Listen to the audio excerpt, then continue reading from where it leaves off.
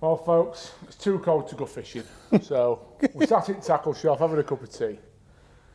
And I thought it'd be a good opportunity to talk basically about our memories of 2022, Tom. So, Yeah, good one, yeah. What's your happiest fishing memory of 2022? Ooh, right, well, you've just thrown it at me, so I'm thinking quite quickly in my head. But I think really for me, anybody that knows me, I love international fishing, I love fishing for my country. And I fished 2 World Championships this year. And one of the great things about nowadays is you can fish Junior World Championships, you can fish normal World Championships, and now when you get to 55 you can fish the Masters, 65, the Vets World Championships, both in float and feeder. So it's opened up a new world for people like me, and anybody that gets to 55 now, they've still got, they can still fish for England, you know, if they're good enough and they want to and things like that. And I just think it's open, like it's revitalised me as not just as an angler, but as a person, as a human being, because I'm actually buzzing again and bubbling and can't wait. And these 2 World Championships are the highlights of my year now. And the first one was we were in a fantastic place in Hungary, Zagreb. We won the World Champs there in 1990, and the float fishing one. And this was the Masters. This is an incredible event, you know. There's 3 World Championships in one. There's the Veterans and the Masters, which is over 55s. The Veterans is 65, and there's the disabled as well. And it's an incredible event.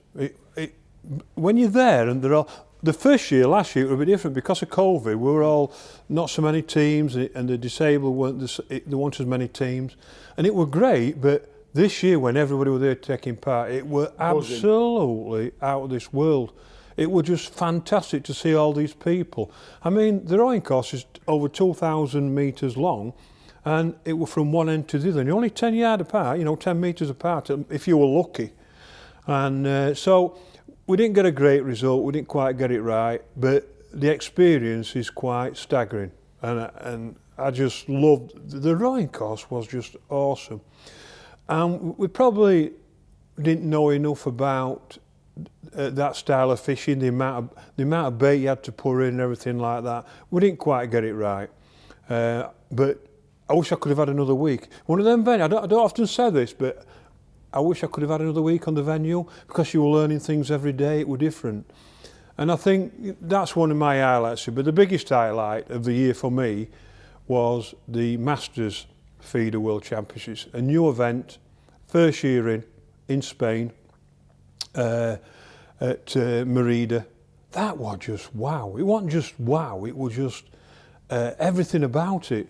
It were 4 days practice.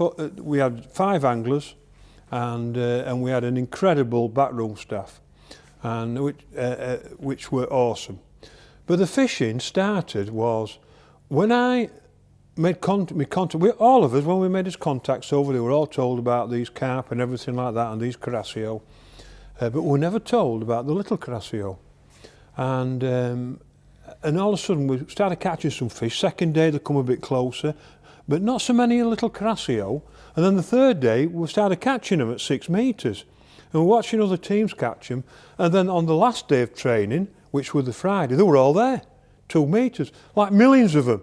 And you throw, you know, you put your feeder in and there were a ball on. And everybody goes onto my YouTube, they can actually see the actual video of the YouTube, of the fish on the surface, the little carasio, that averaged about 48 grams, nearly 2 ounces.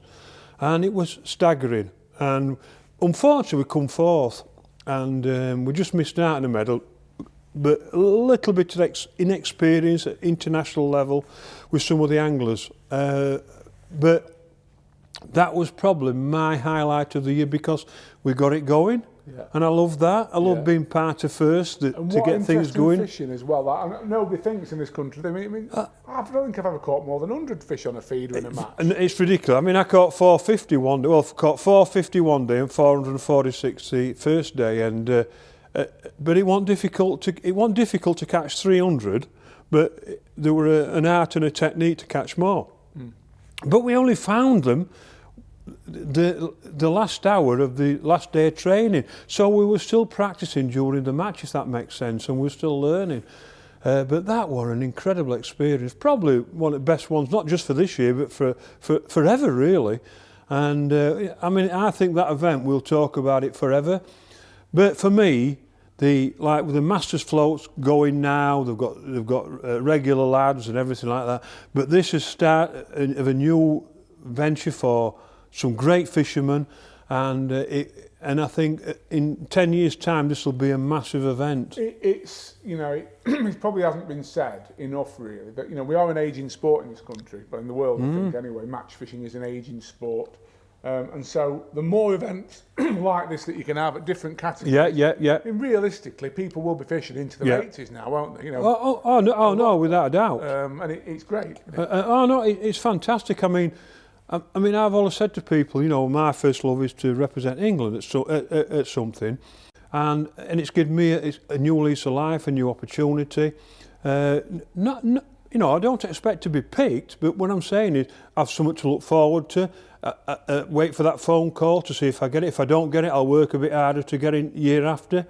And it's given me a new lease of life, and hopefully, you know, I'll get a few more chances. And at my age, 67, I've got something to look forward to and build on, and everything like that. And honestly, but that were absolutely, and really, them two are my. I think I've had a few good things this year, but them two are by far. Right. So what about you? It's a tough one, really. I've had some really nice varied fishing this year. I mean, the year got off to a nice start with me, really, with the Golden Rod final. But we spoke about it a bit earlier when we talked about your book, Born to Win. I actually finished second in that, and I was very close to winning it. Basically, it went down to the last half an hour, and Joe Jagger on the opposite bank of Specimen Lake, on that bank they'd not caught a lot all day, and then he started catching these big carp. And he's caught 4, and he's beat me by about £5 in the end. I've caught 37 pound of skimmers, and he's just beat me. And that was the second section when I would have needed to win. Well, I'm like that. I was second in that event, and Steve beat me by 12 ounce on weight. So I know how you feel. You've been there, and I mean, it was bittersweet. It's the most money I've ever won. I've never won £6,000 in a fishing match before. That was nice, but to finish second, that once a night. You still didn't get a round in though, did you? Well, no chance. I didn't come second. The winner should do that. Good point. I'm saying that speedy. Good point. No chance of getting around. No chance. No. So that was a memorable one. I think I'm going to give you two. The days fishing wise, when I qualified for Riverfest, I had 33 pound of perch, which was just immense fishing. Great big perch, short pole on the Trent, lovely fishing. But probably the most memorable was only a couple of weeks ago. Me and Jordan Holloway won the brown pole pairs. Which is, you know, just nice to win something this year, because I've had a few near misses. So to actually win, you know, won 2 flagship poles, a load of money, great days fishing up at Lindale. You've had a fantastic year, mate, and you know, obviously, I follow what you do, and you've just mentioned an angler there, young Jordan. I mean, wow. Is he coming on? Wow, incredible fisherman. Well, but the last question I've got for you actually relates to that, and not necessarily to Jordan, but to, I thought it's only fitting, we've got Tom Pickering here. I've just seen Angling Times give their angling awards, and I've mixed feelings on them. So I'm going to ask you, Tommy, who is your angler of the year? Oh, crikey. Right. Well, Jordan is turning out to be a great angler. There's no doubt. I mean, wow, what a talent. Young Christian winning Fishermania last second was, I watched her on TV, and that was extraordinary. I mean, you know, I got beat with 4 minutes to go in a fish show, so I know how the others felt. But that were an incredible victory. But if I had to pick an angler of the year for me, and it is only for me, and it's very personal, I'm going for Darren Cox. Right, okay. Right, and I'll tell you why.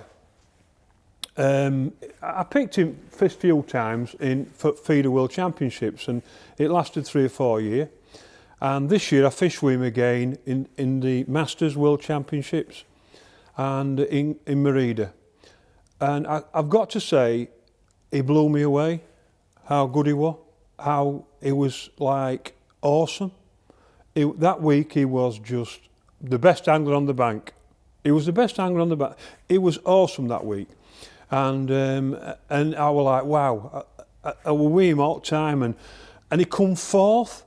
I was second and he was fourth. And we thought we were second and third. We knew we couldn't beat the Hungarian. And I honestly wish I could have given him my medal, because he deserved that more than me that week. He was fantastic. And he's going to have a great future. And I think, personally, I think he should get involved with Float One as well.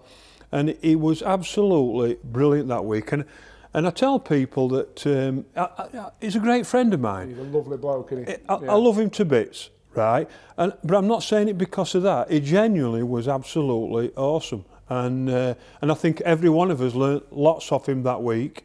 And he was brilliant, and he really deserved well, he deserved gold for me, but certainly he deserved a medal. And he was outstanding, he really was. Well, I don't think anybody can disagree with Darren Cox. I mean, I've been lucky, I've worked with him for years, known him for years. Just one of angling's good guys, isn't he? That's all you can say, really. Just a great guy. Somebody took perfectly, lovely family and everything like that. But he blew me away that week, he really did. Oh, there you are, folks. Thanks for watching. Well, just a minute, you're not going that quick. What? You're not getting out of this. What was your favourite angler of the year? See, he's trying to get out it, you see. It's favourite angler of the year. It's really, really difficult for me. There's two, and you've mentioned them already, Jordan and Christian. Yeah. Neck and neck for me. Jordan, obviously, one of my best mates, fish with him all the time, superb, and he's just...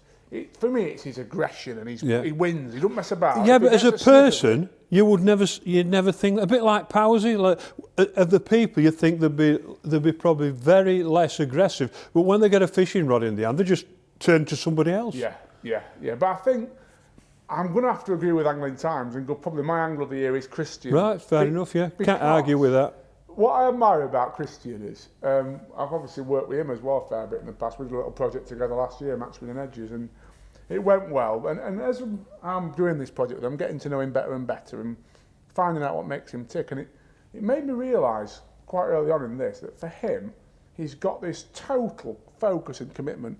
There's no doubt in his mind where he's going in the sport. He's going to the top. And he's just committed to that. And all the practical things don't really matter. Saying, well, you might need to earn some money doing this, or you might need to do that, and you want to buy a house. I'm trying to almost centering practical things people said to me, and all he got is this very calm focus. He is going to make a living out of fishing. He's going to be the best ever. He's got that sort of dedication and that focus. And I thought, well, I was actually on the Trent Fund. The same day, I had that weighted perch on Riverfest, and somebody come down, Budgie come down, and said, have you heard about Fishermania? Christian's won. I was almost getting quite emotional. I thought, that's so good. Yeah. Because he's put so much into it. And bloody hell, he's not just won that this year, he's won loads. He's won loads. I mean, there's a lot of anglers who I don't think people understand, as fishermen, you're like a sports star, and stars who get to the top are just like that, blinkered, focused on one thing. One of the things that people said to me is, one of the reasons why I got successful is because I've got blinkers and I ain't got a clue what's happening there, because all I'm interested in is what's happening there when we're fishing.